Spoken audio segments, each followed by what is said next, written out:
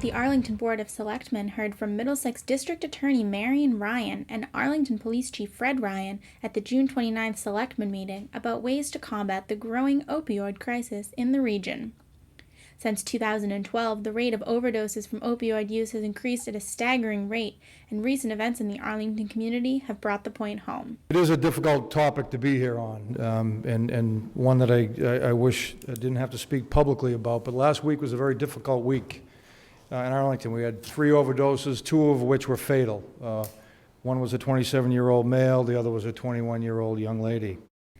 This makes 15 heroin overdoses in Arlington alone this year, 9 of which were revived with the use of the opioid reversing drug Narcan. Additionally, an individual believed to be a heroin dealer was arrested in Arlington on June 24th.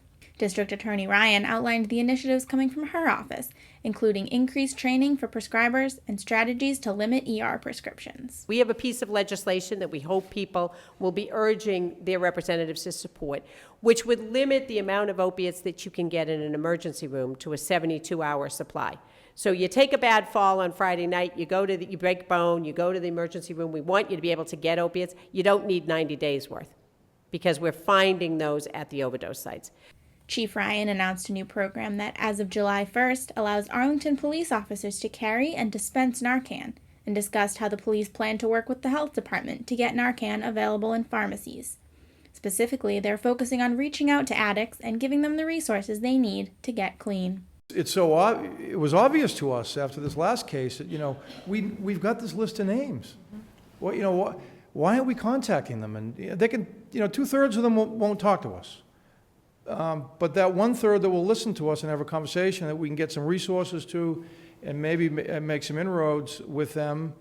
And also, because we know that recovery, there are all these relapses, get Narcan into their home, or, with their cohabitator or roommate or sibling or mother or father, and maybe save a life that way. Massachusetts Governor Charlie Baker released a report from his opioid addiction task force on June 22nd, recommending a $27 million plan to combat drug addiction.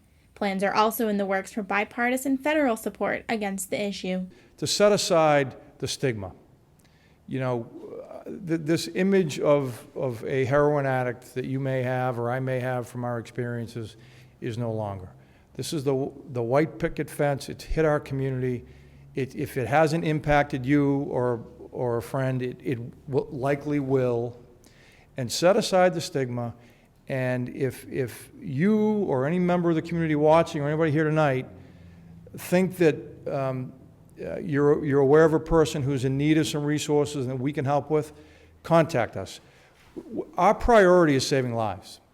Yes, we're a law enforcement agency, and we take that responsibility seriously, and we will investigate and work with the DA's office to prosecute those that choose to make a business out of selling these drugs. But we're also about community policing and working with members of the community to get the resources that their friend or loved one may need to save their life. For Arlington Public News, I'm Carrie Bresnahan.